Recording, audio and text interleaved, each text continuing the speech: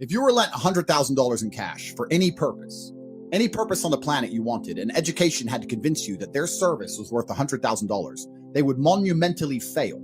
The scam is that you can only access the lent money for education, so you don't evaluate the true value of said education/money. The cash exists in a vacuum with no investment competition. The 100K of education is not compared to 100K of crypto or 100K of real estate or starting your own business, because the other options are not available with the money.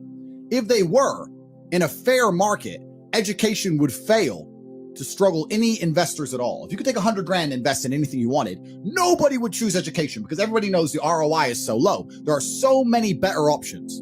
With an absolute lack of competition for the investment funds, the educational systems have spiraled costs ridiculously beyond inherent value, along with providing an unimpressive product. Zoom classes. Zoom classes. You're learning more at this emergency meeting for free than you would in a Harvard Zoom class for 100 grand. Mm-hmm. They give you zero guarantees of employment, zero guarantees of return on investment. In a fair market, if people didn't make money with the educational systems they were taught, they'd simply stop investing. So in a fair market, people would stop going to school because they'd realize it's a waste of money, but you can only access the money for school. And this is why the educational scam refuses to operate in a fair market. The loans are pegged to the scam because the educational system would collapse if the game wasn't rigged.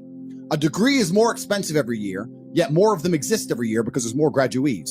Double inflation. Scarcity equals value. Degrees are not scarce. They mean nothing. And every year, loser peons celebrate graduation. 99.9% remain broke forever. And the ones who make money didn't make it from the degree.